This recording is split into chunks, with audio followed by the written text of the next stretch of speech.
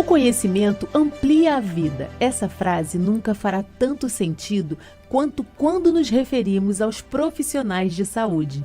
Muitos de nós sonham desde a infância com esta profissão tão nobre. Uns chamam de dom, outros de vocação, mas ser um profissional de saúde é a escolha de uma vida. Esta jornada é repleta de exigências e alto nível de dedicação. Sim, o período acadêmico é difícil, mas as pessoas não imaginam o novo mundo de informações que se abrem para quem escolhe se dedicar à área da saúde. Tamanha dedicação faz com que as expectativas sejam altas desde o início da graduação, o que se confirma ao longo dos anos com a dedicação do dia a dia e suas conquistas profissionais, que se multiplicam com o firme propósito de cuidar das pessoas e salvar vidas. A cada plantão, atendimento ou procedimento realizado, o profissional se sente mais preparado e os receios de recém-formado vão ficando para trás e vão dando espaço para um profissional mais maduro que se torna referência no que faz. Para colaborar com este desenvolvimento, existe a Esculap Academia. Desde 1995, oferecemos cursos e programas de educação continuada, combinando conhecimento científico com técnicas aplicadas e aprendizado digital. Desta forma, contribuímos para que os profissionais desenvolvam suas habilidades e capacitem-se com o que há de mais moderno em todas as áreas terapêuticas nas quais a Bebral se faz presente. Especialmente idealizada para profissionais apaixonados e ambiciosamente comprometidos com a saúde das pessoas, a Esculap Academia conecta o profissional às novidades e avanços dos produtos Bebral, utilizando conceitos de treinamento e tecnologias inovadoras que tornam o aprendizado uma experiência e nos aproximam do dia a dia das instituições de saúde. O distanciamento social acelerou o processo de digitalização no mundo. A Esculap Academia evoluiu junto. Passamos por grandiosas transformações que trouxeram novas soluções para nos conectar e aproximar ainda mais, mesmo que virtualmente. Hoje, a Esculap Academia, braço acadêmico científico do Grupo Bebral, já é uma referência global em capacitação e treinamentos, movimentando uma rede de conhecimentos que abrange mais de 40 países. Cuidar do outro em períodos tão delicados requer responsabilidade e muita dedicação. Ser profissional da saúde é muito mais que exercer o que foi estudado. Ser profissional da saúde é um ato de amor pelas pessoas e pela vida. Por isso, a Esculap Academia assume a responsabilidade de juntos contribuirmos para o aprimoramento da assistência médica para proteger e melhorar a saúde das pessoas ao redor do mundo, por meio de diálogos dedicados à vida.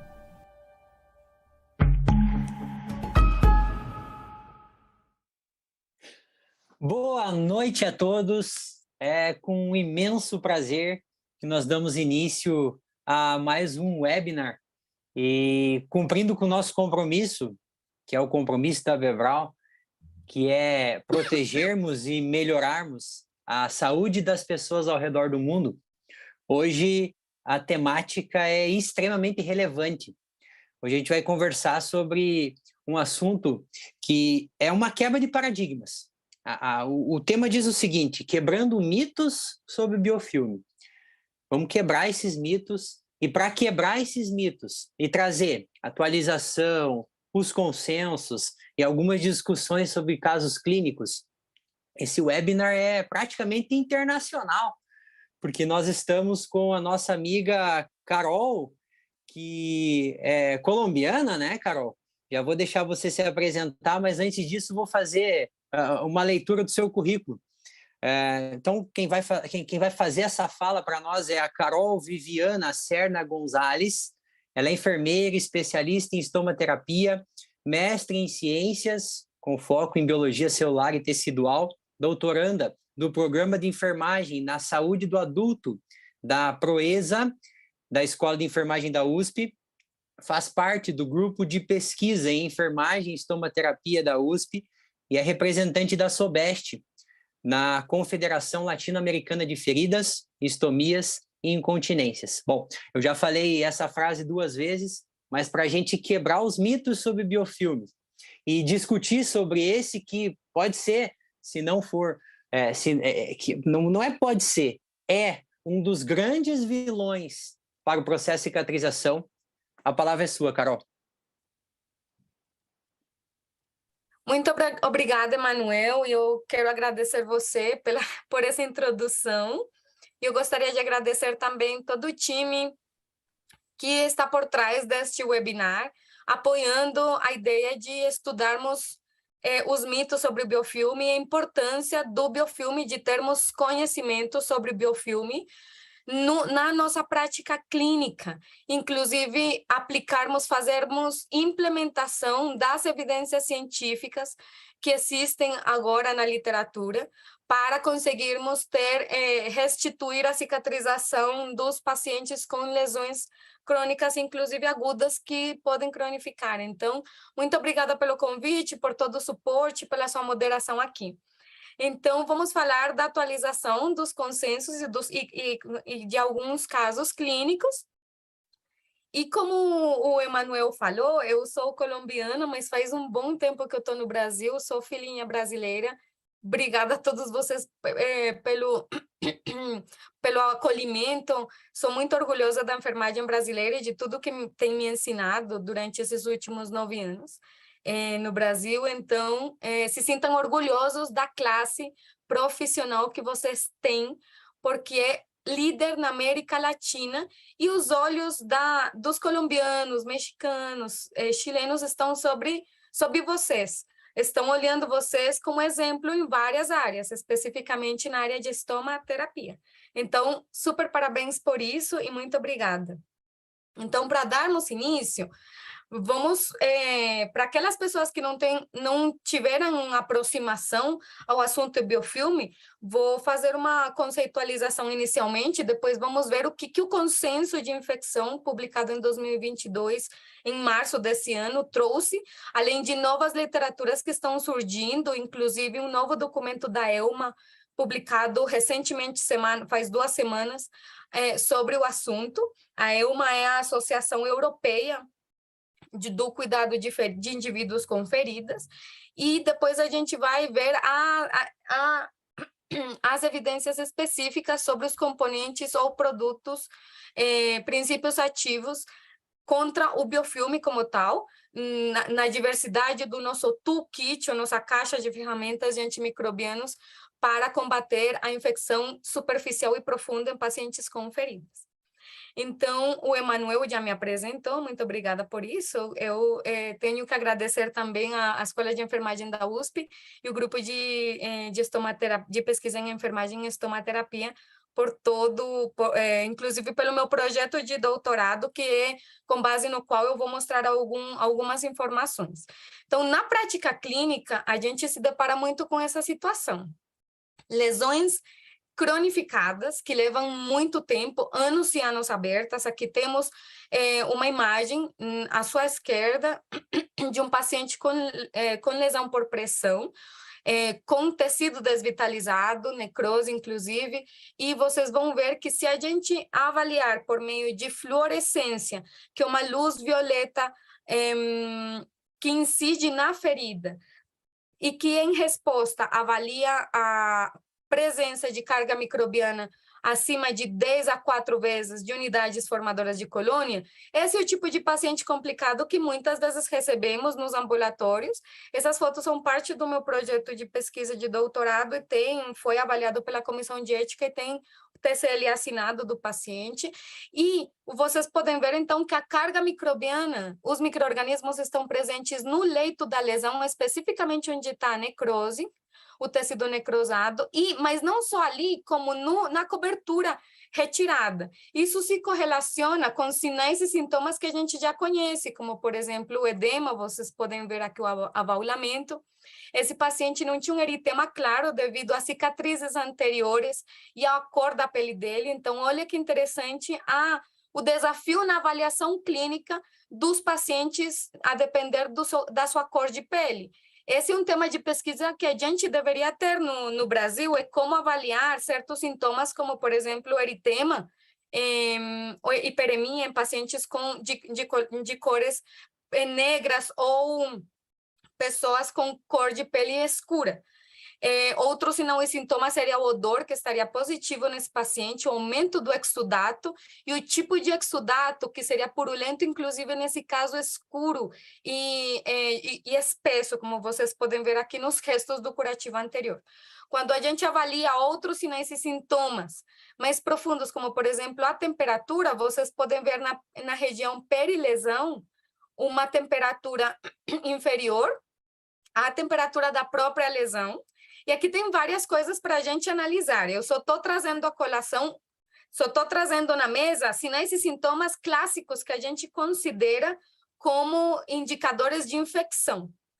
E interessante, porque aqui eu estou tornando objetivo a um sintoma que é a temperatura. Então, pelo geral, a gente colocava a mão e verificávamos se estava mais quente essa região versus o resto do corpo, ou o membro inferior contralateral. Mas aqui, por meio da termografia, que é uma técnica de avaliação que está disponível no nosso meio, tem um custo, porém não é exorbitante, a gente pode ver que a lesão ela deveria ter uma temperatura menor, porque é uma região de pele que é uma região onde a pele está faltando, então a radiação do calor deveria sair, deveria ir embora, então a temperatura deveria ser menor, porém pela presença de carga microbiana exacerbada nessa região da lesão por pressão, tem uma temperatura aumentada, tanto a região da lesão quanto a região peri, em contraste com o restante da imagem termográfica. Então, aqui a gente pode verificar se a pele ao redor tem mais de 2 graus, o tecido exposto e a pele perilesão circundante, nos primeiros 5 centímetros ao redor da ferida, tem uma temperatura superior a 2 graus, versus a região contralateral ou a pele circundante em mais de 20 centímetros, para a gente garantir que esse é um sinal e sintoma de infecção. Esses são os tipos de pacientes que a gente recebe, sobretudo depois da pandemia, onde muitos ficaram sem tratamento ou ficaram restritos a um tratamento domiciliar ou tiveram uma falha na adesão ao tratamento. Uma lesão crônica bem comum, que com certeza vocês todos já viram, e aqui eu só estou mostrando, como que se diz isso em português, gente?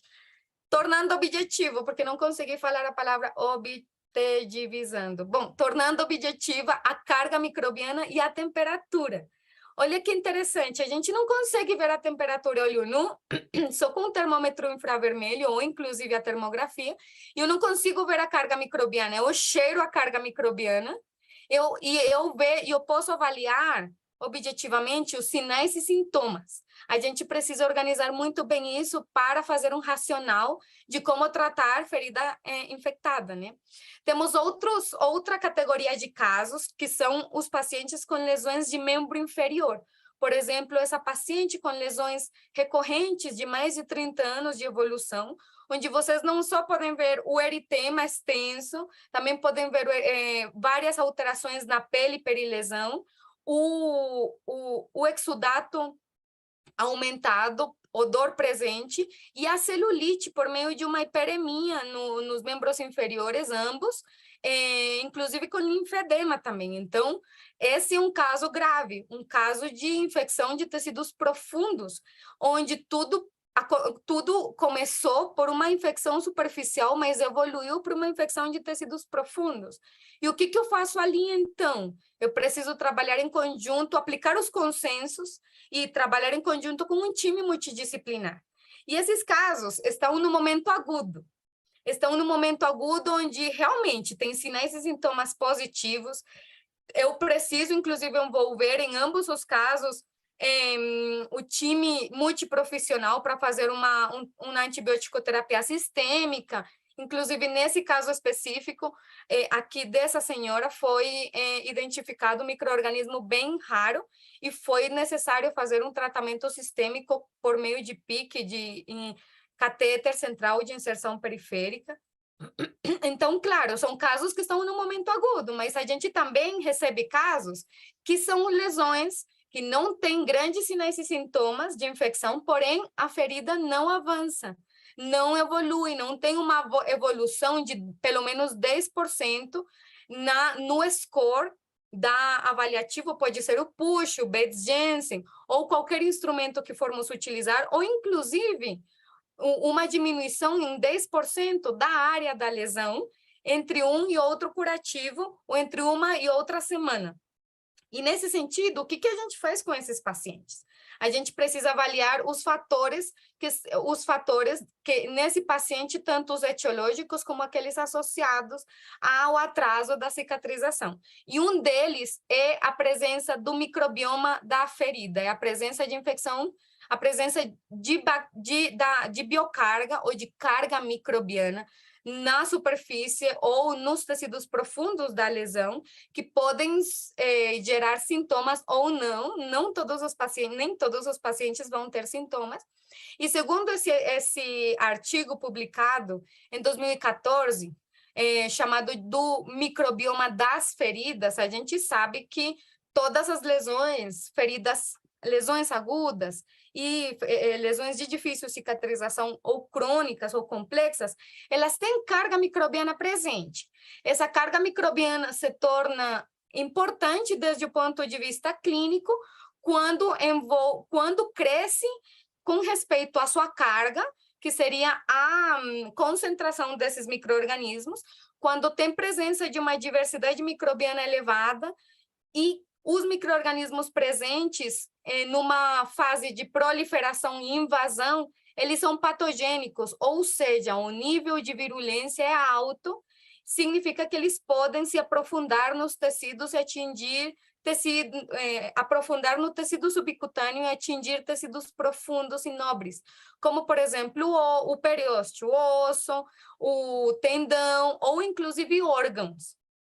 E muitas das vezes a gente se depara com lesões recorrentes, que não é nada mais que uma fístula de uma infecção de tecidos profundos. Por exemplo, muitas lesões nos pés, ou como é conhecido na literatura mundial ainda, pés diabéticos, são nada mais recorrentes, são nada mais do que uma fístula por uma osteomielite do passado, por exemplo, não tratada adequadamente, ou que mesmo tratada, tem um biofilme ou uma presença de carga microbiana no osso, e o paciente passa por algum momento de alteração das suas doenças de base, de diminuição da imunovigilância, e a infecção cobra a vida de novo e gera uma fístula, uma lesão novamente para o exterior.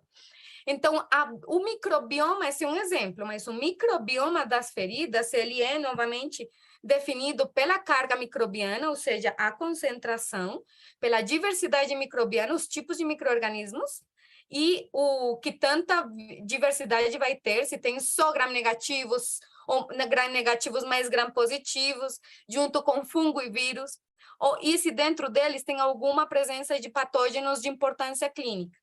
Dentro dos patógenos de importância clínica, eu destaco os gram-negativos, que têm uma virulência alta, chama-se a Pseudomonas aeruginosa, por exemplo, e aqueles micro-organismos que têm resistência ou multiresistência aos antimicrobianos, antibióticos, que possam ser necessários para o tratamento sistêmico desse paciente. O que isso resulta? No que resulta isso? Numa taxa de cicatrização alterada, comprometida, e num desenvolvimento de complicações relacionadas com a infecção, como, por exemplo, abscessos profundos, como, por exemplo, osteomielites de difícil tratamento, pode resultar também numa septicemia. E isso é muito importante a gente avaliar qual é o estado do microbioma do nosso paciente. Então, pense no paciente que você atendeu hoje de manhã ou nessa semana. Qual é o estado do microbioma desse paciente e como os fatores não microbianos, que são os fatores dele, intrínsecos dele, como o controle glicêmico, a nutrição, o estado do seu sistema imunológico, o próprio tratamento tópico, a adesão ao tratamento tópico e a aplicação de boas práticas clínicas, que são o padrão ouro de tratamento de cada tipo de lesão, estão sendo aplicados. Então, aqui eu misturei um pouco os fatores próprios do paciente, das suas comorbidades e das suas características, junto com os fatores externos do tratamento desse paciente, né?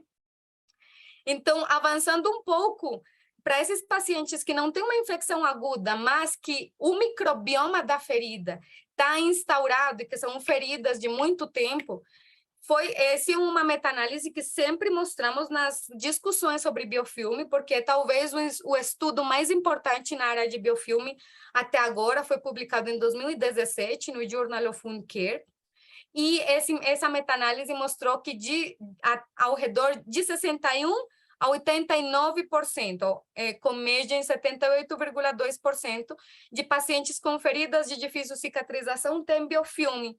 Então, o novo documento da EUMA, que foi publicado faz uma ou 2 semanas, ele questiona se a maioria dos pacientes, quase 80%, e tem alguns estudos que mostram que 100% vão ter esses biofilmes, qual a importância do biofilme no mundo clínico, na hora de eu avaliar a presença suspeita da presença do biofilme no meu paciente. A importância da presença desse biofilme nos pacientes é que o biofilme, quando ele está presente na ferida, ele gera uma resposta própria endógena do sistema imunológico que gera uma inflamação crônica. Então, aqui temos esse gráfico clássico de Corteston, em 1999, que ele mostra um diagrama de uma ferida. Vocês veem aqui, essa célula é um queratinócito, a placa cinza é nada mais do que o buraco da ferida, a perda da integridade cutânea, a perda da integridade dos queratinócitos, e aqui as bolinhas pretas com um tecido mais amarelado, mais cor bege ao redor, é o biofilme. Esse biofilme ele é definido como a adjunção comunitária de vários micro-organismos de diversas características e tipos, inclusive tem biofilmes multimicrobianos, polimicrobianos, mas vai ter também biofilmes do próprio tipo de micro-organismo, vai depender do estado do leito e das condições internas do próprio paciente. Eles geram várias moléculas para formar essa camada verde aqui, que seria a matriz extrapolimérica extracelular, que cobre eles de uma maneira que protege essa comunidade de bactérias e evita que tratamentos como antibiótico sistêmico, que vai vir por dentro, por meio da perfusão sanguínea, ou inclusive tratamentos tópicos não sejam efetivos contra o biofilme e precisemos de outras intervenções. O grave aqui, que aqui na imagem vocês veem os anticorpos em vermelho, os antissépticos ou antimicrobianos tópicos em X verde. Eles não estão sendo efetivos. O biofilme continua crescendo. Olha só no C, que o biofilme já cresceu aqui. A questão, o problema é que o próprio corpo, as células do corpo, do nosso sistema imunológico, na tentativa de quebrar esse biofilme, essa comunidade de bactérias que se adaptou ao leito da ferida, formando essa película, esse biofilme, essa camada de proteínas por cima delas, nessa tentativa de romper essa camada, vai também matar as próprias células endógenas, e daí que temos, então, a teoria de que o biofilme tem várias zonas. Então, por exemplo, aqui eu estou mostrando para vocês um exemplo que sempre tenho mostrado em várias aulas, talvez vocês já viram, é o melhor filminho que eu encontrei na internet, na verdade, que foi feito em uma universidade por meio de... Isso aqui é placa bacteriana dentária, mas simula muito bem como as bactérias elas vão formando ilhotas de unidades formadoras de colônias, vão se reproduzindo, ao redor vão se mexendo, mas dentro da ilhota as bactérias vão ficando imóveis com uma camada de algo que parece uma cortina, um cobertor por cima delas, que nada mais é do que um tecido de vários proteoglicanos, várias proteínas, vários glicosaminoglicanos, até cobrir totalmente a placa. É isso que está acontecendo no leito da ferida. E o biofilme ele tem um ciclo de vida. Então, ele dentro do ciclo de vida, ele principalmente se adere à superfície do leito da lesão.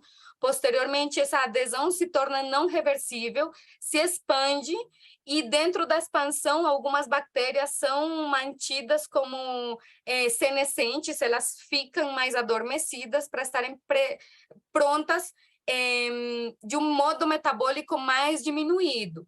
Quando o biofilme precisa se expandir, então abre toda a sua camada de matriz extrapolimérica e lança para novas regiões, novas bactérias. Tem literaturas que mostram que todo esse processo aqui basta 3 horas para ser formado nas lesões. E, novamente, eu trago à colação o que o novo documento da ELMA fala. Isso aqui vai acontecer, querendo ou não, em quase de 80% a 100% das lesões.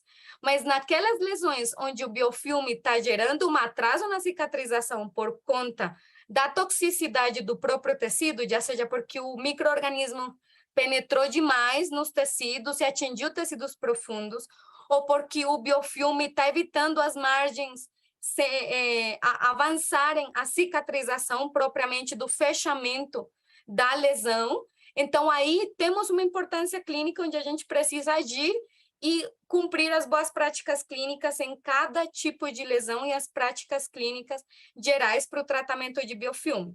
Aqui já estou mostrando alguns pontos de tratamento, como evitar a adesão inicial reversível e romper a adesão não reversível fisiologicamente, que aqui o padrão ouro é o desbridamento e a limpeza vigorosa.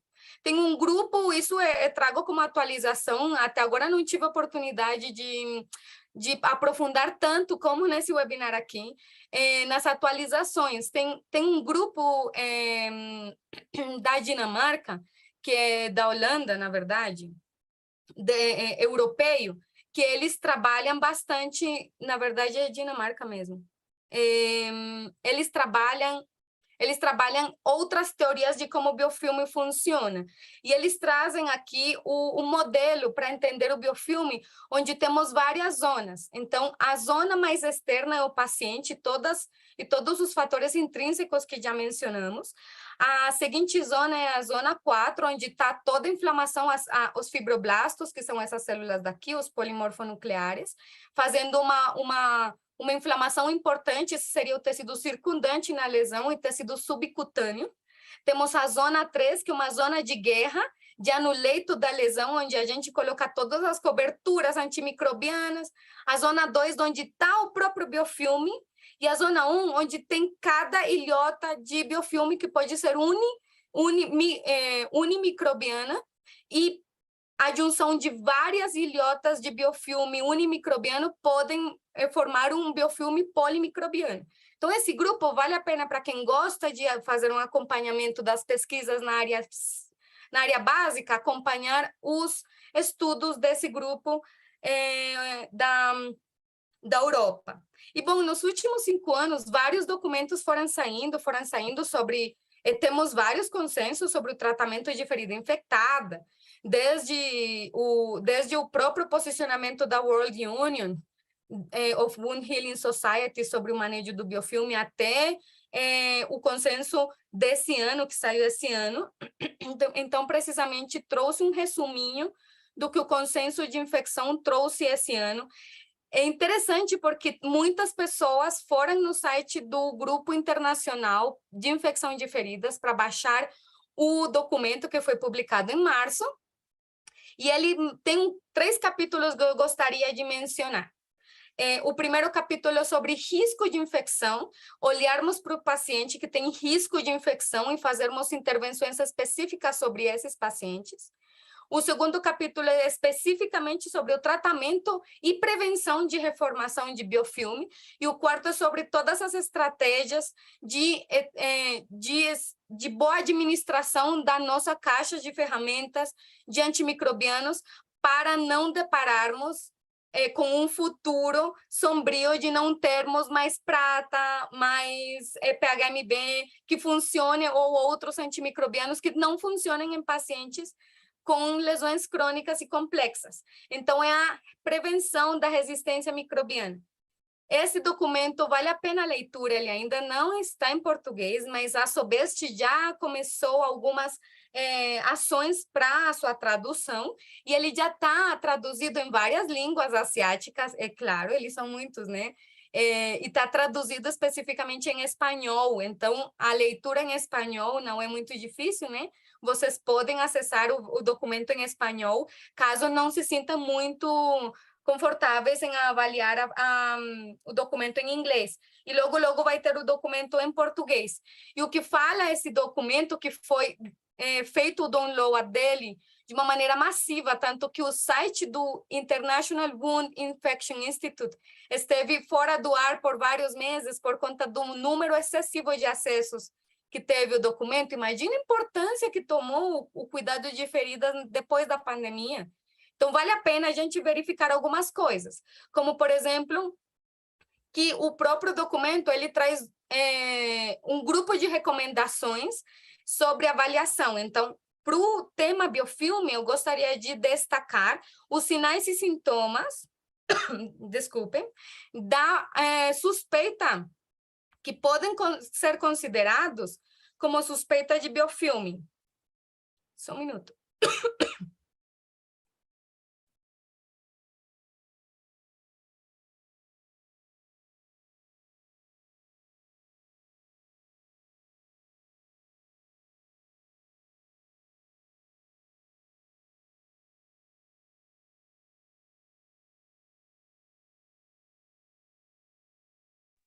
Nossa, me desculpem. Estou com uma tosse de difícil tratamento por aqui. Então, esses sintomas que eu estou falando, que são associados à à suspeita da presença de biofilme, o consenso traz muito bem, eu gostaria de destacar aqui. A falha no tratamento antibiótico, a falha no tratamento antisséptico tópico, o atraso na cicatrização após inclusive finalizar um tratamento antimicrobiano, o atraso na cicatrização, apesar de que todas as práticas clínicas estão sendo aplicadas, o aumento no exudato, baixo nível de inflamação, baixo nível de eritema. Então, não é um paciente que vai gerar um eritema enorme, como eu mostrei no segundo caso, da paciente com lesões de membro inferior. O paciente com biofilme, cujo biofilme é de importância clínica, vai ter um baixo nível de inflamação, mas que atrapalha a cicatrização. Granulação pobre ou friável e outros sinais de infecção, porque o biofilme pode estar associado à infecção aguda também. Então, se pensarmos que 80% a 100% dos pacientes têm biofilme, desses pacientes, 100% de pacientes que já têm biofilme formado, alguns deles vão ter uma infecção aguda, superficial, e alguns deles vão ter infecção profunda. Isso é importante na medida que o paciente tem falha terapêutica ou que o paciente tem atraso na cicatrização. O biofilme não é de importância clínica quando ele está tendo uma cicatrização ok, adequada, ele está tendo uma resposta ao tratamento adequado, mas muito cuidado com aqueles pacientes que têm um risco enorme, como o consenso menciona, por exemplo, aqueles pacientes que têm lesões grandes, complexas, maiores a 10 centímetros quadrados, que têm presença de esfacelo, de difícil manejo, que têm mudanças no exudato, e que podem ter outros sintomas. Esses pacientes, mesmo sem sinais e sintomas específicos de infecção, precisam de um tratamento antimicrobiano, nem sempre com princípios ativos químicos. Vamos ter uma caixa de ferramentas de antimicrobianos extensa, mas temos que fazer a prevenção de momentos agudos de infecção para o paciente não estar em ciclos e ciclos e ciclos repetidos de antibiótico, né? Então, o consenso de biofilme, ele fala que a gente precisa focar nos sinais e sintomas e definir se a suspeita de biofilme é um problema através da falha terapêutica, através do atraso na cicatrização e dos outros sintomas. Quando há uma infecção superficial, eu preciso fazer um tratamento tópico. Se é uma infecção de tecidos profundos, como nesse contínuo de infecção está mostrando aqui, eu preciso associar o tratamento tópico ao sistêmico. E se as sinais de infecção regional e sistêmica, eu preciso muito de fazer um tratamento intensivo desse paciente. Então, decidimos repetir uma brincadeira que fizemos também no Congresso Paulista de Estomaterapia, para verificar o que vocês acham das seguintes lesões. Então, a pergunta é, vocês acham que essas feridas estão infectadas? Uma coisa interessante é que nenhuma delas tinha odor e vocês vão conseguir, e nenhuma delas tinha calor local. Mas vocês vão ver os outros sinais e sintomas que vocês já utilizam na sua prática clínica. Então, primeiro, essa aqui é uma lesão por cistopilonidal que estava com atraso na cicatrização por mais de 6 meses. O que vocês acham? Está infectada ou não? E aí eu peço para o time que está aqui por trás de todo o nosso controle técnico para lançar o quiz.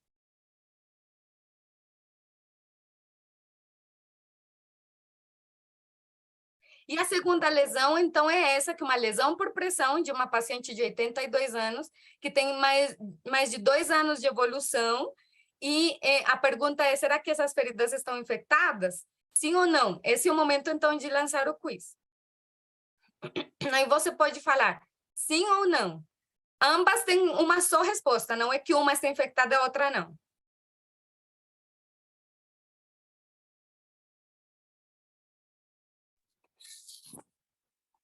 Pessoal, enquanto vocês votam nessa provocação que a Carol fez, queria trazer aqui rapidamente alguns avisos. Não, um aviso só. Não vou atrapalhar a fala da Carol. Se você tiver alguma pergunta, nós vamos responder essas perguntas no final da apresentação, mas você pode fazê-las agora. A pergunta veio, você já faz a pergunta para que não esqueça da dúvida que você tem, tá bom? Vamos votar aí. Ótimo, Emanuel. O tema de biofilme, ele tem muitas dúvidas sempre, e a ideia desse webinar é a gente romper vários mitos, né? Que eu vou falar a seguir. Então, o primeiro mito, inclusive, que já estamos falando, é a questão da avaliação. Vejam que eu não estou perguntando se essas feridas têm biofilme, porque o diagnóstico ele não é feito a olho nu. O diagnóstico mesmo certeiro, que dá para bater o martelo, é através de biópsia, com análise com microscopia, que não está disponível. Inclusive, é bem difícil de encontrar ele, inclusive nos hospitais de renome no mundo. É mais utilizado em pesquisa e tudo mais. Então aqui, falando de infecção, vocês acham que essas feridas têm infecção ou não? Não sei se o pessoal aqui... Olha só, Emanuel, muito obrigada, viu, para o pessoal do suporte técnico, os nossos profissionais em TI. Então, ó, Emanuel, 90% acha que essas lesões estão infectadas. O que você acha, Emanuel? Eu acho que esses 90% estão corretos. E os 10%? Eu fico pensando, 10% pensam que não necessariamente. Eu acho que o 10% está estranhando que não há sinais clássicos, como eritema, como eu não falei da dor, ambos os pacientes tinham dor presente, mas aqui a gente não vê, por exemplo, secreção purulenta evidente, senão teria colocado. E essa é a avaliação que o consenso nos propõe, ir além dos sinais e sintomas clássicos. Então, aqui o sinal mais importante, por exemplo, nessa lesão de cistopilonidal, é a presença de esfacelo nesse ponto e a hipergranulação. Tem alguma coisa presente nesse tecido de granulação que está sinalizando o epitélio da pele, da margem, para ele não avançar para fechamento final, e está estimulando o tecido de granulação a crescer e crescer e crescer, porque os próprios micro-organismos dentro do biofilme, eles geram substâncias como fatores de crescimento para o próprio tecido de granulação continuar vivo, para eles continuarem tendo uma casinha com muito alimento, né? Então, a hipergranulação é um sinal de carga microbiana e de excesso de umidade que precisa ser controlada. Então, essa lesão tinha, sim, presença de carga microbiana de importância clínica, e aqui os tratamentos precisaram ser de limpeza, desbridamento, inclusive desbridamento dessa hipergranulação e desse esfacelo que apareceu. Vejam que em vários momentos, aqui em vários locais, o epitélio está sadio, ele não tem epíbole, que quando o epitélio se fecha em si mesmo, fazendo uma curvinha, criando uma margem grossa, que é característica de epitélio em senescente. Aqui vemos que o epitélio está tentando avançar, mas ele não consegue porque algo está sinalizando o contrário. E nessa lesão por pressão, vemos que tem uma camada de esfacelo bem fibrosa. Isso é muito comum em pacientes com feridas de difícil cicatrização, porque é uma maneira do corpo fazer um fechamento temporário. Mas também essa plataforma é utilizada pelos micro-organismos para formarem biofilmes. Não estou afirmando que em ambos tenha biofilme, mas acompanhando as estatísticas, muito provavelmente ambos tinham biofilme. Então, o meu diagnóstico, não diagnóstico, mas o que eu coloco na minha anotação é suspeita da presença de biofilme devido à falha terapêutica. São lesões que estão em falha terapêutica porque não estão respondendo, e são lesões que estão estagnadas, que estão com atraso na cicatrização. Aí a gente precisa parar. Essa lesão, especificamente, de uma mulher de 82 anos acamada, ela, na fluorescência, ela tinha toda a carga microbiana bem concentrada no descolamento. Então, isso aqui não é esse sinal vermelho de micro-organismos numa carga elevada, não é na pele, mas dentro do descolamento. Então, é muito interessante que são regiões que não necessariamente nós, como enfermeiros, costumamos fazer uma limpeza mais importante e agressiva. E aqui eu estou mostrando para vocês como se instalou nessa paciente a falha terapêutica, sendo que a lesão primeiro tinha um push de 12, melhorou para 11, mas depois se instaurou a falha terapêutica, voltando para um push, inclusive, de 15, com uma camada super estranha de tecido esbranquiçado, meio brilhante, que não posso afirmar que é biofilme, porque o biofilme não tem diagnóstico olho nu, mas ela estava em falha terapêutica em piora da lesão e precisou de de um escalonamento de intervenções agressivas, por meio, por exemplo, da aplicação de produtos com componente antibiofilme e com desbridamento. Vocês veem aqui que a carga microbiana do descolamento melhorou, diminuiu, e o tecido esfacelo foi retirado através da curetagem. Isso aqui é o que a gente precisa fazer, boa avaliação e limpeza com desbridamento instrumental e a utilização de componentes antibiofilme. Esse outro caso aqui de exemplificação de como a avaliação é super importante. Então, temos o caso de uma mulher de 39 anos com diabetes mellitus. Ela tem um diabetes mellitus de muito difícil tratamento. Vocês veem que ela também tem hipergranulação e as margens dela são totalmente hiperqueratóticas, tem hiperqueratose, como é comum nos pacientes com diabetes. Não vou mencionar muito, mas ela tem uma lesão primária aqui, que é um hematoma mesmo.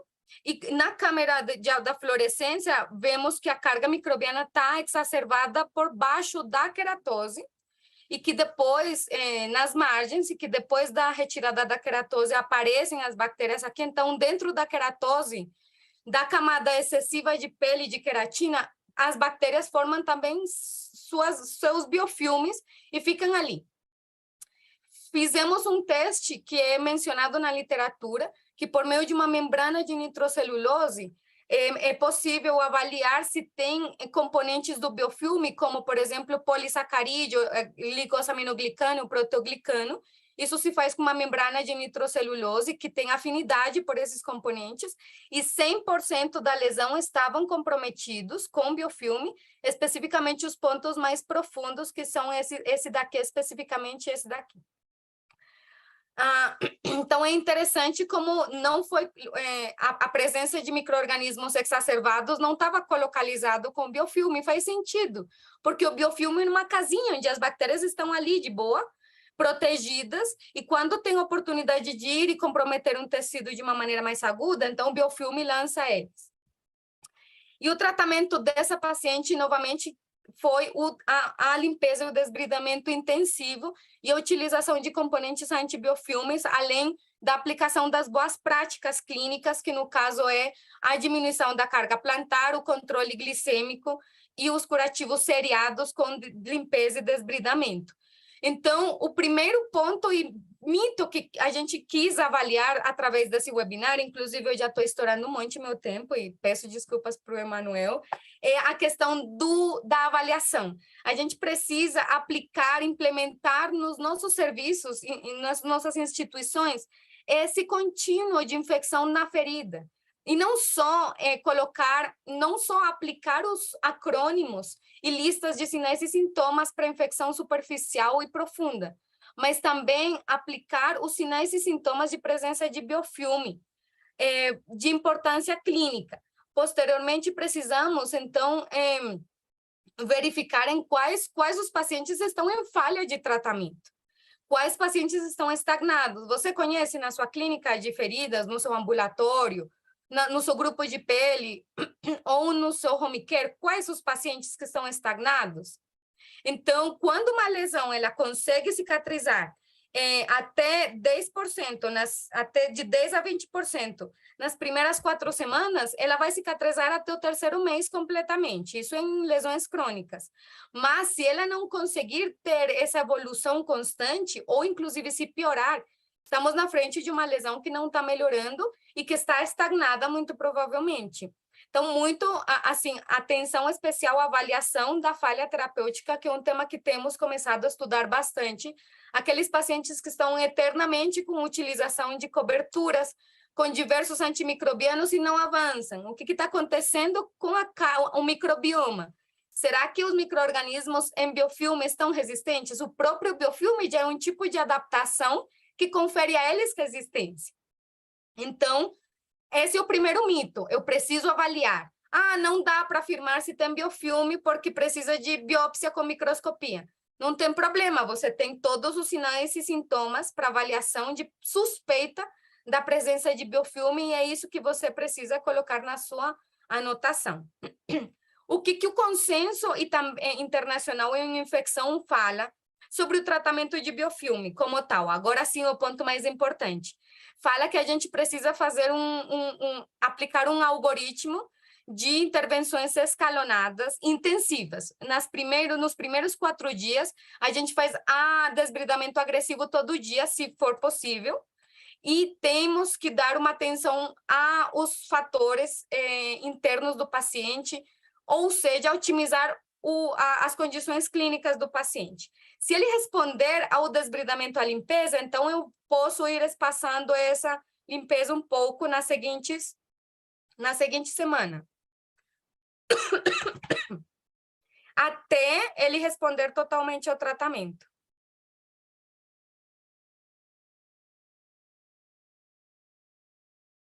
Certo? Emanuel, você acha que é fácil implementar esse algoritmo? Eu acho que é possível.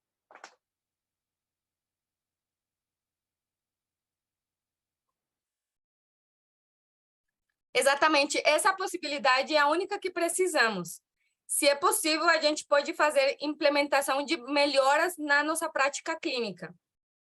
Agora, o desbridamento seriado, que é agressivo, a cada curativo desse paciente, ele deve ser acompanhado com a utilização de coberturas que tenham componentes antibiofilme. Aqui eu mostro um vídeo clássico o exemplo de um desbridamento instrumental com curetagem, para quem não conhece. Então, aqui vocês estão vendo esse profissional da saúde curetando esfacelo e até curetando um tecido friável. Certo? Posteriormente, o desbridamento está disponível não só de maneira instrumental, mas também mecânica, através da utilização de almofadas ou suaves, inclusive específicos. Temos essas almofadas Não temos muita informação de que tanto esfacelo que consegue remover uma gaze, mas tem almofadas criadas especificamente para o desbridamento mecânico. E tem várias empresas no mercado que têm este tipo de componente. E, posteriormente, precisamos, então, associar ao desbridamento um antisséptico que tenha um componente antibiofilme. Um antisséptico, ele vai diminuir a carga microbiana e o componente antibiofilme vai abrir o caminho para esse antisséptico atingir as bactérias dentro do biofilme. Então, várias intervenções antibiofilme eu já fiz. A primeira foi desbridar. E o desbridamento não é só a margem ou o esfacelo, eu preciso desbridar o tecido de granulação também. Se ele está hipergranulado, desbrido ele. Se ele está bonitinho e parece sem sinais e sintomas estranhos, eu também desbrido ele, faço uma estimulação para remover tudo que tenha se colado nesse desbridamento. O consenso de 2021 de tratamento do leito, ele fala que o desbridamento ele vai depender do tipo de paciente, porque se o paciente tem uma ferida cicatrizável, eu posso desbridar até sangrar. E aqui se rompe o mito de que a gente precisa tratar a lesão com muito cuidado. Não, paciente com atraso na cicatrização precisa de intervenções agressivas, como está mostrando aqui o consenso. Aqui fala desbridamento agressivo. Mas se seu paciente, um paciente com ferida que não tem capacidade de cicatrização, que é uma ferida mais paliativa, você não vai fazer um desbridamento agressivo para estimular a agudização do processo de cicatrização. Vai ser um desbridamento mais conservador. E todos esses princípios são mencionados no Consenso Internacional de Limpeza, onde mostra que uma lesão pode melhorar em até 30% depois da limpeza e o desbridamento, como nesses dois exemplos. Então, são princípios de ouro. Agora, essas intervenções precisam ser associadas com componentes antibiofilme, sobretudo naqueles pacientes com alteração da cicatrização e com falha terapêutica. E por isso que em 2020 surgiu no Jornal de Infecção uma revisão sistemática que fez 2 meta-análises. A primeira meta-análise, que é a comparação da redução por meio de redução média logarítmica das unidades formadoras de colônia presentes no tecido, sendo que essas bactérias estavam presentes dentro de um biofilme e foram testados todos os componentes presentes, os principais antimicrobianos que podem estar associados a componente antibiofilme ou não, como, por exemplo, a prata, o iodo, o PHMB e os surfactantes, que são produtos que são detergentes, que diminuem a tensão superficial da superfície para remover, para desgrudar, como faz um detergente, desgruda a sujeira de uma superfície. O surfactante faz o mesmo, então desgruda moléculas do leito da lesão nesse sentido. Esse seria um geosurfactante específico.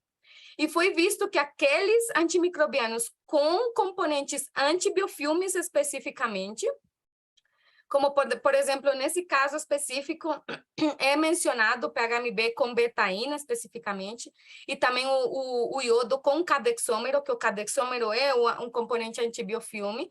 Aqui, esses 2 produtos tiveram a maior diminuição da concentração logarítmica de carga microbiana. Mas olha que interessante, nesse estudo não foi utilizado, por exemplo, algumas coberturas com prata que tem componente antibiofilme, como EDTA, e foi um estudo que envolveu outros estudos em 2 vias, in vitro e in vivo. Ainda precisamos de estudos in vivo em humanos, mas é um pouco complexo a metodologia, porém um convite para fazermos esse tipo de estudos em humanos, porque o entendimento do biofilme no humano é totalmente diferente que no animal. De maneira local, no Brasil, a gente tem evidência da papaína.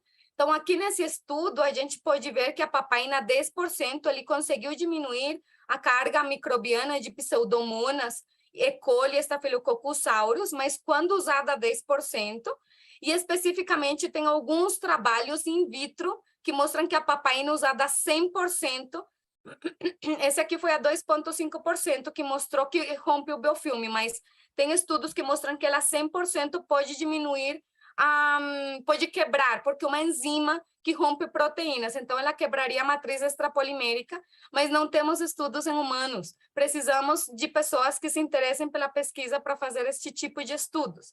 Agora, todos sabemos que é muito importante a utilização de antissépticos tópicos. E, sobretudo, o antisséptico tópico, com presença de componentes antibiofilme, ele é indicado para pacientes com sinais e sintomas de infecção e em falha terapêutica, por exemplo, que é um sinal de suspeita de biofilme. E um desses que está no mercado, não é o único, temos outros que foram criados como soluções para feridas, que estão entrando no mercado agora, são as soluções superoxidadas, mas o mais clássico que temos é o PHMB, e tem uma revisão sistemática especificamente que mostra que não só diminui a carga microbiana e auxilia na ruptura do biofilme em conjunto com o padrão ouro, que é o desbridamento, mas também que promove a cicatrização e diminui a dor de uma maneira efetiva quando comparado com outros tratamentos tópicos. Tem um caso muito interessante desse paciente com uma lesão no pé, com bastante necrose, esfacelo e exposição de tecidos nobres, onde vocês podem ver que foi também feito um acompanhamento do pH, que inclusive eu já estou abrindo aqui o link para o que o Emanuel vai nos compartilhar, né, Emanuel? Que é o importante de como fazer um tratamento ao microambiente da lesão faz uma diferença na hora de você trabalhar o leito. Então, esse paciente foi tratado com PHMB com betaína em solução e em gel, de tal maneira que foi feito também desbridamento e limpeza seriadas nas primeiras semanas, posteriormente tratado com o gel de PHMB com betaína, até ele sair do processo infeccioso e progredir para a cicatrização. Assim, se vocês podem ver, o pH vai acompanhando o processo de cicatrização, sendo que um pH levemente acidificado, ele está correlacionado com o processo de cicatrização. Foi evitada uma amputação e o interessante é a cobertura dos tecidos nobres que já tinha necrose. Assim mesmo como esse caso também, onde, novamente, estou mostrando para vocês uma lesão em membro inferior, em pé, inclusive aqui na região do tornozelo calcanhar, que também, se vocês estão vendo, o pH foi acompanhando, entre mais pH, a lesão tinha um score push pior, e um aspecto pior. E vejam que esses casos não têm os sinais e sintomas clássicos de infecção. Então, a gente precisa ver o detalhe fino da falha terapêutica, o detalhe fino de outros sinais e sintomas sutis, para poder indicar corretamente os componentes, os antimicrobianos com componente antibiofilme, e conseguir a cicatrização completa desses casos. Então, eu gostaria de agradecer muito a atenção de todos vocês, inclusive no meio das minhas crises de tosse, eu estou melhorando. Já estive pior. E eu vou dar a palavra aqui para o Emanuel, para ele nos ampliar um pouco esse racional sobre o pH especificamente e na aplicação de um dos componentes antibiofilme e antimicrobiano em pacientes com feridas crônicas. Carol, muito obrigado. A tua apresentação foi excelente. Eu estava ansioso pela tua apresentação, confesso, porque é um assunto que me atrai bastante. Eu sou estomaterapeuta para mim também, na verdade eu não me apresentei no começo, né? Deixei para falar agora sobre o Emanuel. Eu sou assessor técnico na Bebral, sou estomaterapeuta e acho que essa fala que eu venho para fazer vem para complementar a sua fala, que vou repetir e no final provavelmente vou repetir de novo. Foi excelente, foi sensacional. Muito obrigado pela tua fala. A gente já tem algumas perguntas aqui, mas eu vou falar um pouquinho antes das perguntas e o pessoal que tiver dúvidas pode mandar a pergunta aí que a gente vai passar a bola para a Carol responder e vamos conversar um pouquinho no final da minha apresentação. Bom, gente, eu anotei algumas coisas que a Carol falou Mas antes disso, eu só queria fazer uma provocação. A nossa pele, ela é colonizada. Micro-organismos sobrevivem na nossa pele, abre um parênteses, bactérias, vírus, fungos, são oportunistas. Eles encontram, aonde eles encontrarem um mecanismo para eles penetrarem, se proliferarem, se adaptarem, eles vão fazer. Mas, ainda que, quando a pele está íntegra, nós temos várias proteções. Nós temos os peptídeos antimicrobianos, são antimicrobianos naturais, dentre eles as beta-defensinas e as catenicidinas. Nós temos o filme lipídico, as células de Langerhans, o extrato córneo, que é a primeira porção da primeira camada da pele, a primeira porção da epiderme, as lisozimas, a própria matriz extracelular, o pH, que a Carol falou, que se for ligeiramente ácido, em torno de 5,5, que é o pH esperado da pele, ele fornece uma barreira, um manto químico e funcional que protege o nosso corpo contra micro-organismos. Tudo isso, em condições normais, faz com que o micro-organismo não penetre no nosso corpo. O problema é que, em condições anormais, todas essas características de proteção eu perdi. E agora, eu tenho um ambiente extremamente suscetível para a bactéria encontrar ali um lugar para ela se reproduzir, para ela se proliferar, para ela se adaptar. A gente falou do pH, e a bactéria ela é tão oportunista que ela vai adaptando o leito da ferida, a Carol mostrou isso, deixando o pH cada vez mais alcalino. E um pH alcalino faz com que a bactéria tenha facilidade para se reproduzir. Eu falei que eu anotei, na verdade, duas coisas que a Carol falou que me chamam muito a atenção. Primeiro, que a ferida estagna no processo inflamatório com a presença do biofilme. Isso é um problema. A gente precisa desestagnar essa lesão do processo inflamatório, bem como eu não posso aplicar nada em uma lesão que mantenha a ferida no processo inflamatório ou que estimule ainda mais o processo inflamatório. Guardem essa informação. E segundo, eu queria falar sobre um conceito que, por onde eu ando, aonde eu vou falando de biofilme ou falando do Prontosan, que é o produto que eu vou abordar nessa fala, e essa é uma fala técnico-científica, mas aonde eu falo, eu vou deixar nessa imagem, aonde eu falo sobre isso, eu repito esse conceito associado a uma estatística. E quando eu falei que eu anotei uma fala da Carol, é porque a Carol me traz uma estatística ainda mais atualizada. Eu já vou explicar para vocês o que eu estou querendo dizer. Bom, vamos lá. O conceito de ferida crônica. Toda ferida que não cicatriza a partir de 3 semanas é considerada uma ferida crônica. Vou mudar o conceito falando a mesma coisa, só que de um jeito diferente. Ou vou manter o conceito falando a mesma coisa, só que de um jeito diferente. Toda lesão que apresenta tentativas frustradas na cicatrização a partir de 3, 4 semanas é considerada uma ferida crônica. Provavelmente porque ela estagnou no processo inflamatório. Nossa pele é colonizada e 100% das feridas crônicas são colonizadas. Bactéria oportunista está na pele, penetrou na ferida, meio de cultura, ambiente favorável para ela se reproduzir. De 80% a 100%, e aqui está a atualização da Carol, que a Carol fala que alguns estudos mostram que 100% das feridas crônicas têm a presença desse grande vilão que é o biofilme, que foi batido várias vezes como sendo um grande vilão dentro dessa apresentação. E essa frase é uma frase que eu gosto muito de reforçar. O biofilme permanece firmemente aderido à superfície e não pode ser removido por uma simples lavagem. O que mais a gente usa para tratamento de feridas? Isso é padrão.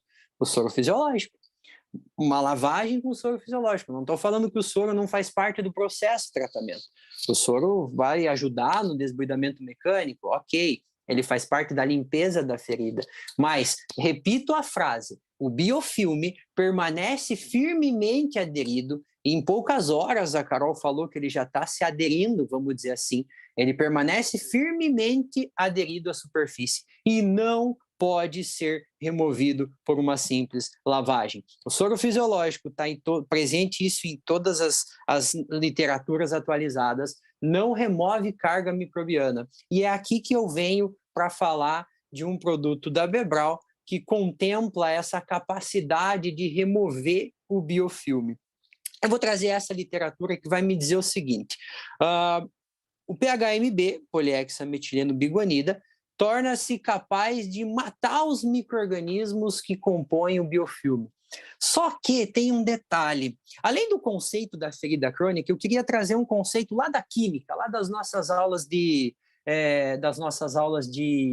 química do ensino médio, que é o conceito de tensão superficial. O que é a tensão superficial? É uma membrana elástica que se forma em toda a superfície dos líquidos. Para você saber o que é a tensão superficial, depois, quando terminar essa aula, pega um copo, enche o copo na torneira, e aí, quando terminar de encher o copo, deixa gotinhas de água da torneira cair dentro do copo, e você vai perceber que a água ela vai ultrapassar a capacidade do recipiente. Essa membrana fina que ajuda na fixação do biofilme, chama-se tensão superficial. Eu sempre falo isso quando eu tenho oportunidade, trazendo alguns exemplos genéricos. A tensão superficial é o que faz a mosquinha boiar no rio, no lago. Já viu aquela mosquinha boiando? Ela boia graças à tensão superficial. Sabe a gordura do leite? Que você ferve o leite, a gordura do leite integral sobe, aí quando você vai virar o leite na tua xícara, a gordura cai na xícara, a gordura fica boiando na parte superior do leite, graças a essa membrana elástica que é a tensão superficial. E por que eu estou falando isso?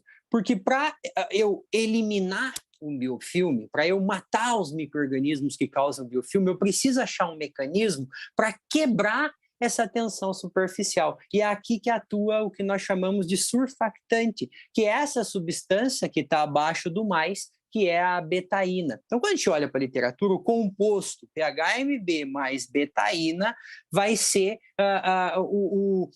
o agente que vai ser capaz de quebrar a tensão superficial através da betaína para que o PHMB possa agir. Só que tem um detalhe.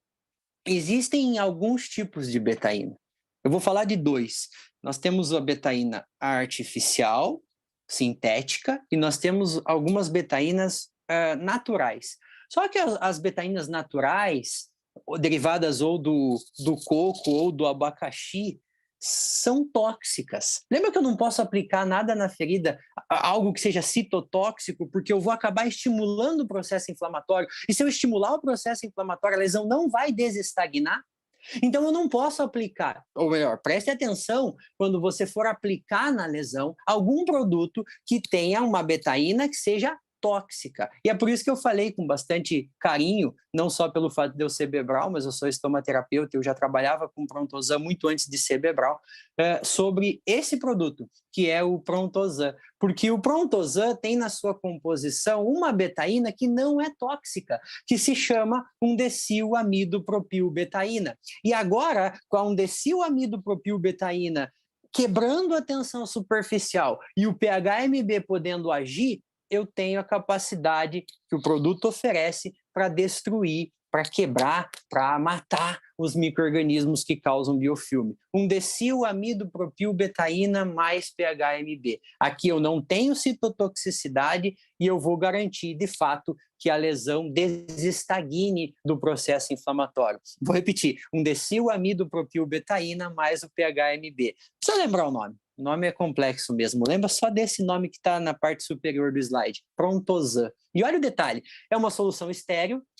Vocês vão concordar que eu não posso colocar nada na lesão que não seja estéril, porque eu quero tirar os micro-organismos, eu não quero, por sua vez, levar micro-organismos para o leito da ferida. E tem mais uma questão importante. Eu falei naquela imagem da lesão que a bactéria ela é oportunista e ela adapta o ambiente. Ela adapta o ambiente onde ela está para deixar a lesão mais básica, mais alcalina. Dentro da composição do Prontosan, nós temos o hidróxido de sódio, que é um componente capaz de acidificar o leito. Quando eu consigo, através de um combo, que é o PHMB, mais a undecilamido-propilbetaína, mais o hidróxido de sódio, quebrar a tensão superficial, matar os micro-organismos que causam o biofilme e acidificar o leito, eu deixo a lesão mais difícil da bactéria se reproduzir. E essa é a grande sacada do Prontosan. Além disso, ele permite o uso contínuo e prolongado, não vai gerar resistência bacteriana e nem vai gerar citotoxicidade, isso é importante, pensando na evolução do processo cicatricial. Ele é indicado para lesões de qualquer etiologia, isso é importante, porque eu tenho etiologias diversas que podem em que a lesão pode apresentar biofilme. Me permitam fazer um parênteses, eu anotei aqui mais uma coisa que a Carol falou. Se o biofilme começa a ter a sua adesão em poucas horas, pode ser que lesões agudas também apresentem a ocorrência de biofilme. Então, fica a dica em relação a essa questão também. E, por sua vez, quando eu tenho todas essas características, quebra da tensão superficial, essa membrana elástica, o pHMB, que é o agente que vai ser capaz de, nesse combo, eliminar os agentes causadores de biofilme com rapidez, agilidade e segurança, e aí a capacidade de acidificar o leito da ferida. O resultado vai ser redução do odor, porque eu diminuo carga microbiana, e estímulo do processo cicatricial. Só para você ter uma imagem que exemplifique o que a undecilamido-propilbetaína faz, ela tem a capacidade de quebrar a tensão superficial, o pHMB poder agir e nesse combo desses 3 componentes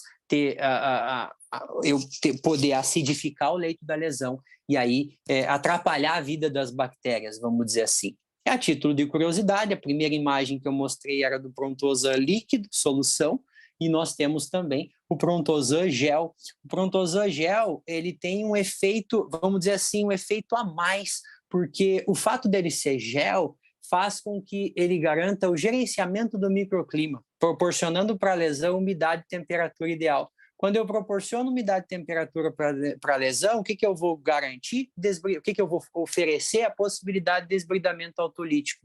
Então, eu posso fazer com esse produto desbridamento autolítico, bem como quebrar a tensão superficial, o pHMB poder agir contra os agentes que causam biofilme e eu acidificar o leito da lesão. Eu só queria fazer uma provocação para o Prontosan, para que você lembre da undecilamido-propilbetaína, que não é tóxica, para que fique uma dica em relação à citotoxicidade de algumas betaínas que vão estimular o processo inflamatório e, por sua vez, atrapalhar o processo cicatricial, e aí, com o produto, complementar a fala da Carol. E como eu venho de controle de infecção, além de eu ser estomaterapeuta, eu só queria deixar mais uma mensagem final. Nós estamos falando de infecção aqui, então não esqueça da importância da higienização das mãos em qualquer coisa que você vá fazer na tua vida, bem como quando você for fazer um curativo. Eu termino a minha fala por aqui, eu queria ser o mais rápido possível para abrir para a Carol, para a gente poder começar a nossa discussão. Muito obrigado, Carol, pela tua fala, por essa parceria e por esse momento que a gente vai ter. Já estou agradecendo por esse momento que a gente vai ter de discussão, que eu tenho certeza que vai ser bem bacana.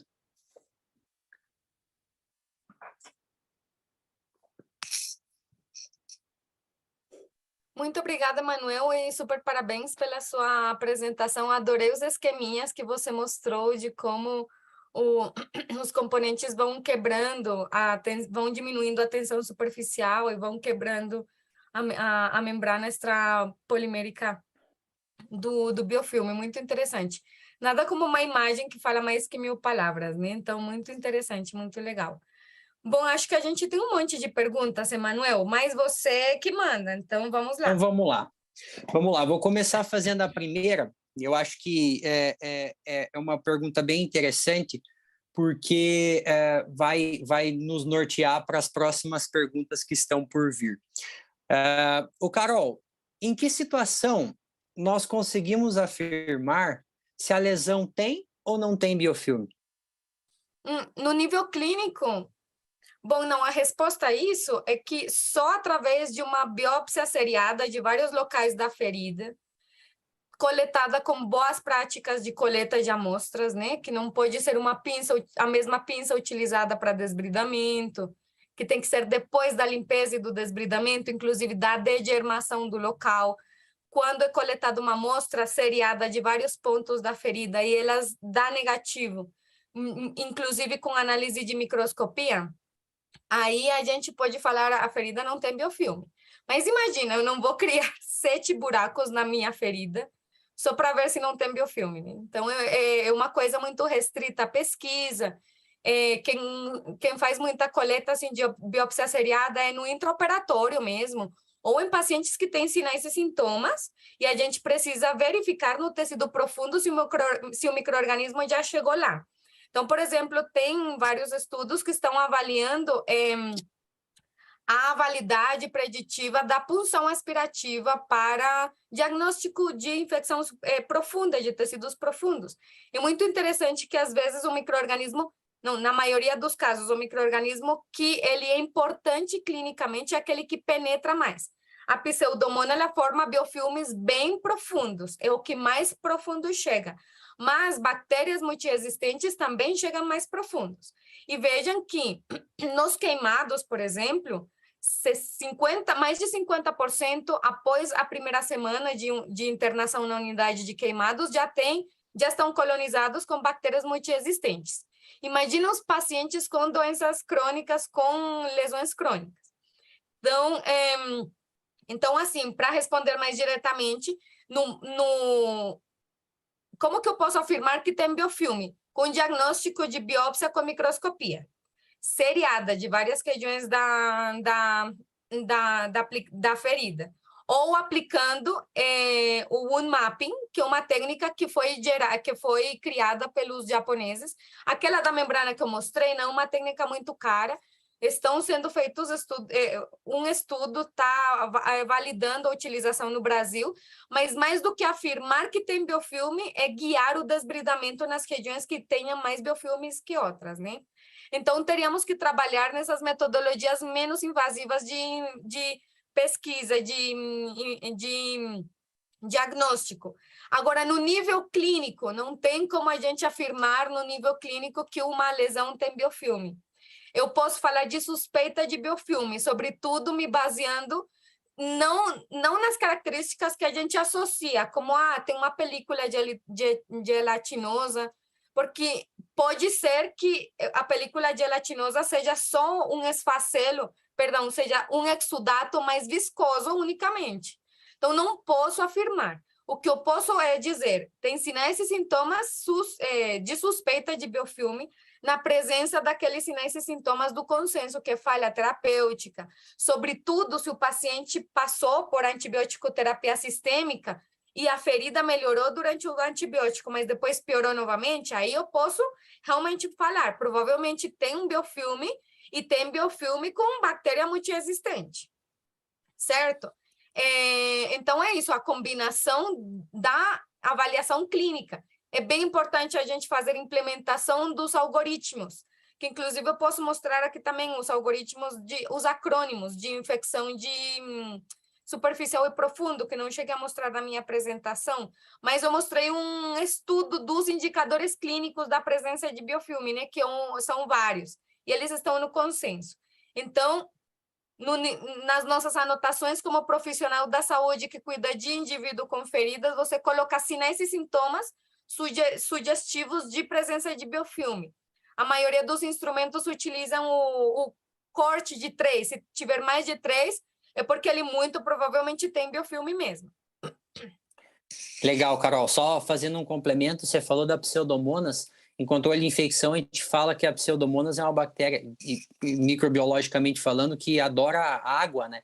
Levando em consideração que o biofilme tem, além daquilo que é micro-organismos, um percentual significativo de água, que é justamente o que faz que a tensão superficial se crie na junção das moléculas de água. É muito lógico a gente pensar que a Pseudomonas vai ser um micro-organismo que vai facilitar a formação de biofilmes profundos. Tenho mais uma aqui, ó. Essa a gente até já respondeu, mas vou fazer porque eu acho interessante reforçar. O pH da ferida aumentado aumenta as chances da formação de biofilme? Então, aqui é a questão de quem foi primeiro, o ovo ou a galinha, né? Porque na pele normal, ou quando não tem ferida, em pele íntegra, o pH da pele ele é levemente acidificado para manter a homeostase das próprias funções da pele. Então, todas as nossas secreções de glândula mesmo, elas tentam manter o pH levemente acidificado para isso. Além disso, a microbiota da pele, alguns micro-organismos, parasitas e fungos, mantêm o pH baixo, levemente baixo. Isso seria um estado de homeostase. Quando se quebra essa homeostase e bactérias que antes eram comensalistas conosco, tínhamos um relacionamento de ajuda mútua, mas elas se tornam agora, pela presença da lesão em oportunistas, como o Emanuel falou, elas vão favorecer um ambiente melhor para a sua reprodução, então elas vão querer se proliferar. E aí elas não podem se proliferar num ambiente com pH muito ácido ou levemente acidificado. Então, elas vão gerar componentes que aumentam o pH. E a gente vê que entre mais grave a lesão está, entre o PUSH estiver maior, o Bates-Jensen estiver maior, que são scores, pontuações de instrumento de cuidado de feridas, de avaliação de feridas, o pH está maior. A utilização de alguns detergentes propriamente para e soluções de limpeza para feridas está associado à diminuição desse pH e, com isso, à cicatrização. Então, o pH elevado é uma propriedade da ferida como tal, mas também da ferida com carga microbiana de importância clínica. Então, preciso me perguntar, a carga microbiana está sendo um problema para a cicatrização? Pode não estar sendo um problema. Se ela é um problema, eu preciso agir conforme o contínuo de infecção de feridas e aplicar os tratamentos tópicos a depender da indicação de cada um, né? Legal. Carol, vamos voltar ali para o PHMB. Eu tenho uma pergunta aqui, ó. Somente o PHMB tem o poder de quebrar a matriz do biofilme? Então, propriamente o PHMB não. Inclusive, Emanuel, você vai ter muitas mais informações também para responder essa pergunta do que eu. E o PHMB propriamente não, mas os componentes antibiofilme dentro do produto com PHMB, sim, que vão ser os surfactantes, o surfactante que está dentro do componente. Da mesma maneira, na nossa caixa de ferramentas contra a infecção, a gente tem vários componentes. Temos prata, então a prata tem algumas apresentações com componente antibiofilme. Vamos falar que tem algumas placas com componente antibiofilme, detergente também, surfactante que diminui a tensão superficial. O iodo, que é outro antisséptico da nossa caixa de ferramentas, tem também componente antibiofilme. O PHMB, o diferencial é que está em gel, então eu posso fazer desbridamento e manter a lesão úmida junto com isso. Muitas vezes o biofilme se associa ao próprio esfacelo, então eu posso já fazer as boas práticas clínicas de desbridamento, tanto por desbridamento instrumental quanto desbridamento autolítico, no caso, com componente antibiofilme. Então, no mercado tem alguns. Não temos só a solução de PHMB. Inclusive, tem as soluções superoxidadas hoje em dia que estão entrando no mercado.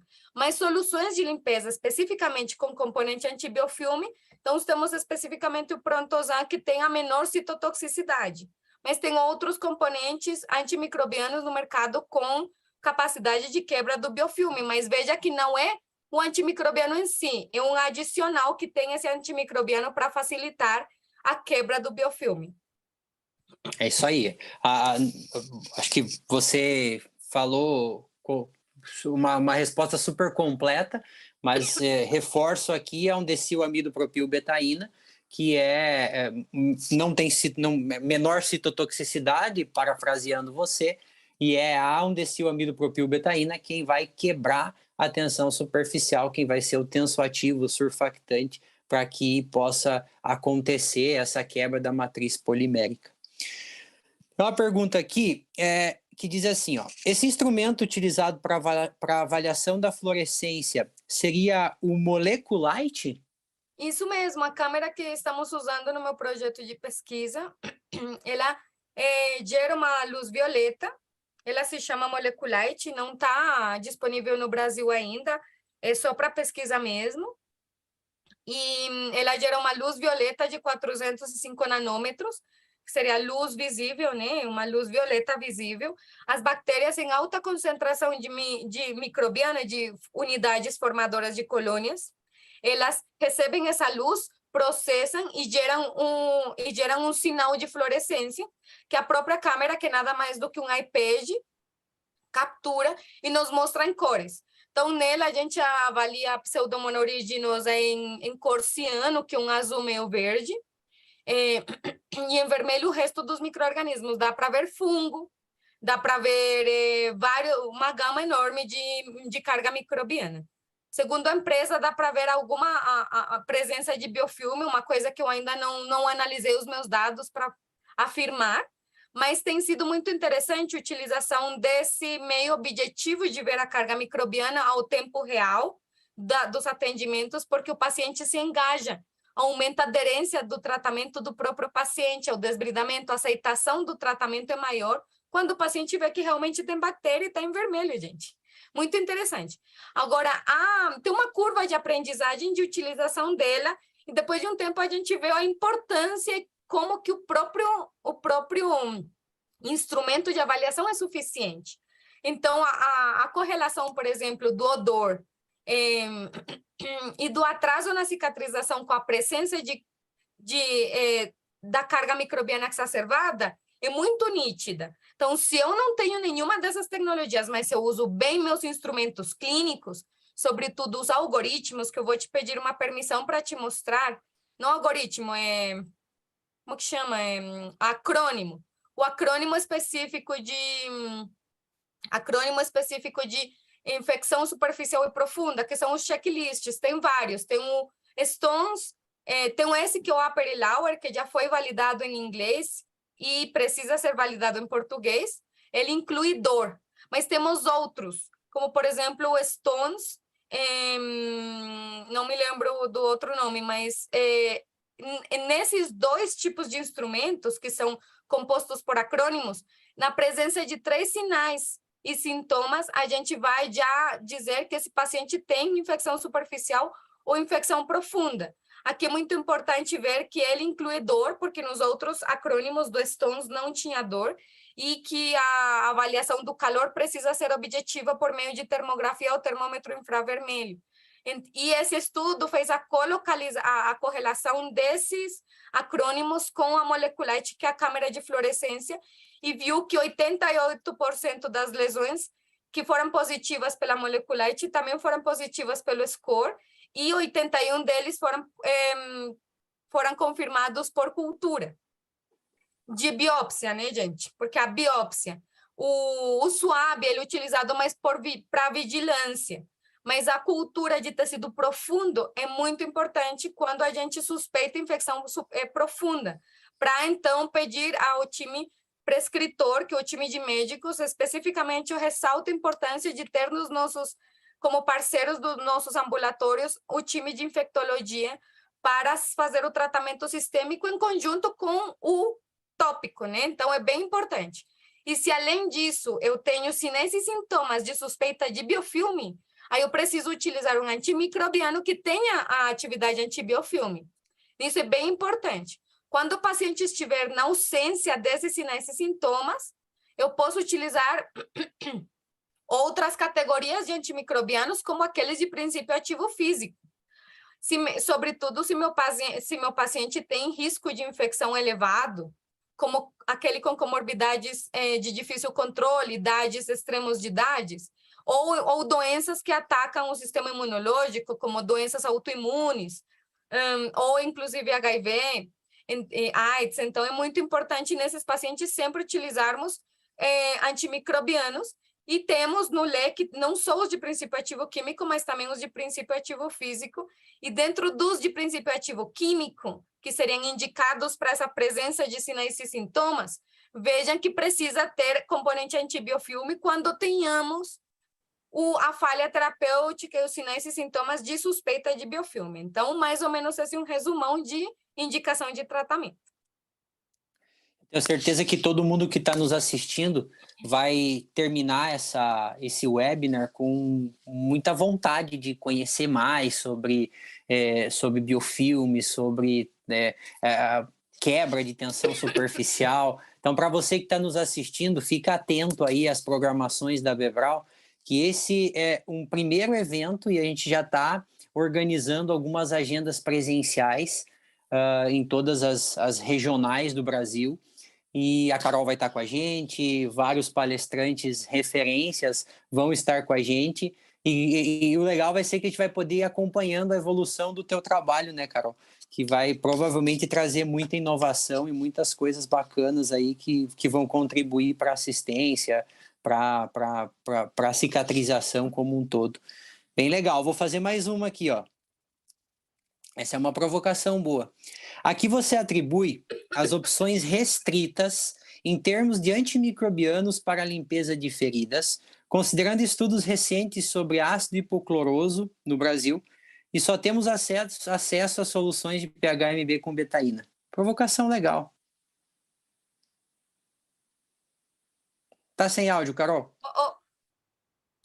Então, é uma ótima pergunta, realmente parabéns para quem teve esse insight de fazer essa pergunta.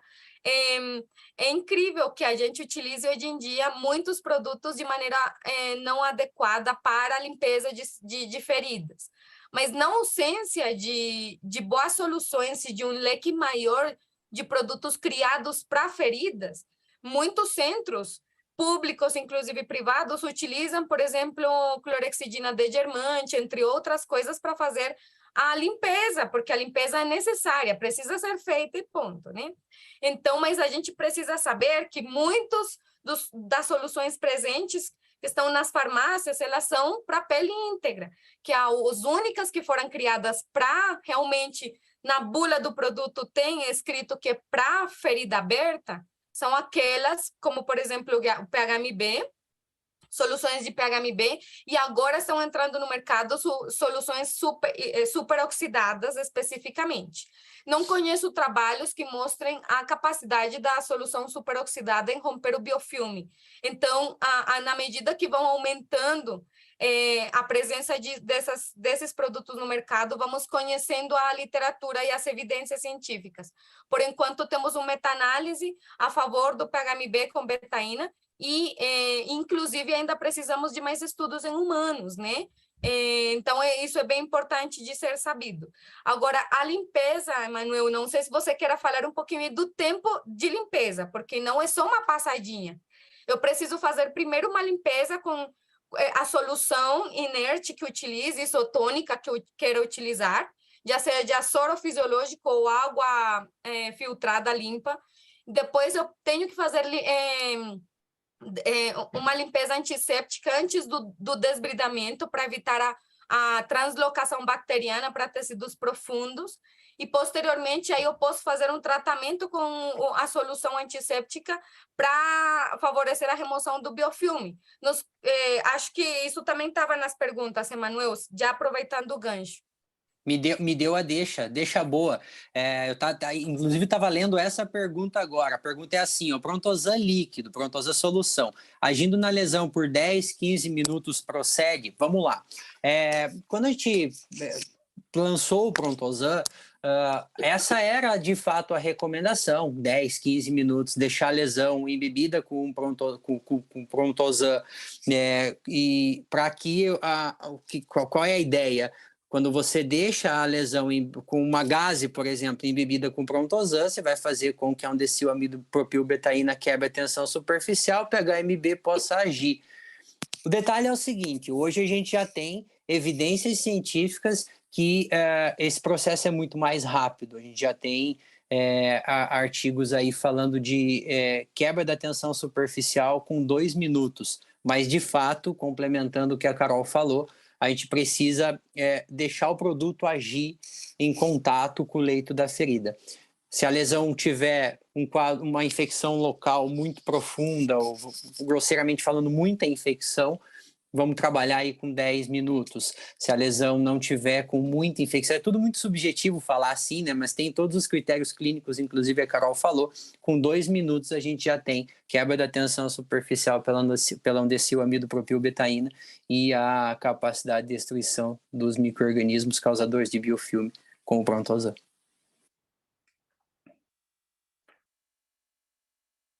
Vou mais uma. Muito Deixa eu te... interessantíssimo, Manuel.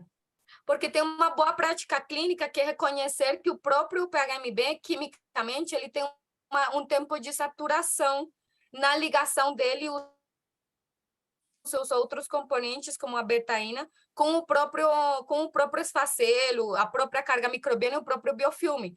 Então, uma boa prática clínica é fazer a troca dessas gases embebidas após 5 ou 7 minutos por umas novas, quando a carga microbiana está muito exacerbada, por exemplo. Mas isso é baseado em experiências clínicas e não em ensaios clínicos que tenham feito a comparação do tempo, né? Então, aqui é só uma recomendação de prática clínica mesmo. Ô, Carol, eu vou fazer mais 2 perguntas. Uma que me deixou bastante curioso, quero ouvir a tua resposta, e depois eu quero te fazer uma pergunta minha. Primeira pergunta, qual material podemos utilizar para verificar o pH, o potencial hidrogênio iônico? Certo. Eu não tenho propriamente muita experiência com vários tipos de fitas, mas as pessoas que são muito experientes na área, como, por exemplo, a professora Rosângela Oliveira, que ela tem carregado uma bandeira importante no tema de pH, de avaliação de pH, e alguns estudos têm utilizado a fita mesmo que existe no mercado, que é para verificação em soluções. A questão é, não importa a fita que você utilize, sempre que o exudato seja suficiente para encher todo o reagente, porque a maioria são fitas, por exemplo, a fita de urina, ela tem vários quadradinhos de tecido que vai mudar de cor conforme o pH, né? Precisa ter exudato suficiente para que o exudato preencha o reagente e me mostre a coloração. Isso é muito importante. Agora, hoje em dia tem uma fita específica que é vendida no mercado, que é um pouco mais fácil de utilizar no leito da ferida. As boas práticas clínicas dizem que nem igualzinho que quando a gente coleta por meio de técnica de Levine, suave para vigilância mesmo, ou biópsia, você precisa limpar a ferida bem primeiro, e depois você faz uma pressão no indicador de pH para que o exudato que você vai avaliar emerja de dentro. Então, porque em nada adianta eu avaliar o pH do exudato, esfacelo e remanescentes dos curativos anteriores, concorda? Eu preciso limpar a minha ferida para a coleta de amostras, e nisso também se aplica a coleta de pH. Legal. Estou falando com a produção aqui e estou autorizado a fazer a minha pergunta. Antes disso, vou só trazer aqui alguns avisos finais. A gente precisa encerrar, tem algumas perguntas que o pessoal ainda está fazendo. Perguntas que não foram respondidas ao vivo vão ser respondidas por e-mail. O certificado será enviado para quem responder a pesquisa de satisfação no final do webinar. A gravação será enviada por e-mail cadastrado em alguns dias e vai estar disponível no canal do YouTube da Bebral Brasil. E agora sim a minha pergunta, Carol. Carol, qual é o grande desafio para o manejo do biofilme? O grande desafio é a avaliação da indicação dos componentes antibiofilmes. E aqui eu quero levantar uma bandeira do consenso de infecção que trabalha o assunto de prevenção de resistência antimicrobiana. Tem alguns estudos que já mostram que as bactérias podem criar uma tolerância aos componentes antimicrobianos ativos quimicamente que temos na nossa caixa de ferramentas. Então, precisamos usar bem os antimicrobianos, fazer uma indicação correta em pacientes com altíssimo risco e com sinais e sintomas de infecção, e usar aqueles com componente antibiofilme em feridas de difícil cicatrização por 2 semanas, e avaliar, não deixar eternamente o paciente com o antisséptico, porque senão ele não cicatriza, não. Às vezes o próprio antisséptico que leva lá sendo usado por meses está gerando alguma toxicidade. Também gostaria de ressaltar o fato de que no biofilme há uma inflamação de baixo grau, e muitos componentes dos antissépticos eles podem também ser tóxicos, se eu utilizo eles por muito tempo. Então, a utilização de alguns PHMBs no mercado pode gerar uma toxicidade que aumente essa inflamação, e posso considerar que é uma falha terapêutica posterior. Então, sempre que você avaliar bem você estude bem a sua avaliação, faça uma boa indicação do tratamento, faça essa reavaliação correta depois de 15 dias, para ver se procede ainda mais esse tratamento, né? Então, é bem importante esse tipo de prática clínica, sobretudo porque uma intervenção que não depende de um produto, e uma intervenção avaliar sequencialmente faz parte do processo de enfermagem especializada. Então, implementemos todas as recomendações de avaliação para fazer uma boa indicação dos produtos presentes no mercado, Emanuel. Complemento a tua fala, dizendo uma coisa que eu já falei em várias outras temáticas, inclusive controle de infecção, que é uma área que eu falo bastante, que tem tudo a ver com tratamento de feridas, tem tudo a ver com o biofilme. Eu acho que muito além de falar de tecnologia, muito além de falar de produtos, um dos grandes desafios é a gente conhecer o conceito do biofilme e todas as estratégias que a gente pode ter para daí pensar em tecnologia, para daí pensar em condutas. E esse é um pontapé inicial que a gente está dando para levar a informação para as pessoas. A gente teve uma super participação, muita gente participando, justamente porque um dos nossos grandes objetivos, além de apresentar o Prontosan, que é o PHMB mais um descilamido-propilbetaína, e que está presente nesse contexto de manejo do biofilme, a grande sacada é a gente falar do conceito e de quão problemático, quão vilão o biofilme é para o processo de cicatrização. A gente precisa desestagnar a lesão do processo inflamatório. A gente precisa trabalhar para que a lesão faça uma evolução cicatricial.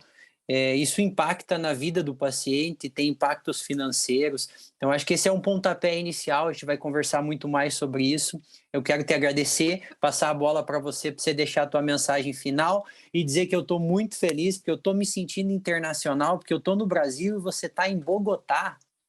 Eu estou em Bogotá agora, gente. É sempre bom visitar a mamãe, né? A casa de mamãe, o colo da mamãe é tudo de bom. Mas muito feliz por continuar apoiando eventos educacionais, inclusive a partir daqui, mostrar um pouco do que temos aprendido no nosso grupo de pesquisa e o que tem nos documentos. Eu motivo todos vocês a procurarem um novo documento sobre antimicrobianos da EUMA, e quem não leu um consenso de infecção, vão lá no Infection Wound Institute para baixar o documento em espanhol ou em inglês. E para você que é estomaterapeuta, enfermeiro, expert que cuida de indivíduos com feridas, aplique implemente essas boas práticas clínicas para você melhorar seus casos e até para você melhorar a efetividade do seu tratamento com a boa indicação de certas coberturas e produtos no momento adequado e as soluções. E fazermos uma prevenção de infecção de bactérias multiresistentes ou de toxicidade pelo próprio tratamento. Às vezes o que sai barato sai caro a longo prazo, né? Embora a gente não tenha tantos estudos de custo-efetividade comparando os diferentes produtos. Então, essa é a minha conclusão final, e eu te agradeço pela moderação, Emanuel, e muito obrigada por todos os detalhezinhos que você nos ensinou hoje com os seus esquemas legais na apresentação. Eu que agradeço, em nome da Bebral da Academia Esculap, agradeço mais uma vez a tua fala, a tua participação, e agradeço a presença de todos vocês que ficaram com a gente até aqui. Muito obrigado, boa noite a todos. Tchau, tchau.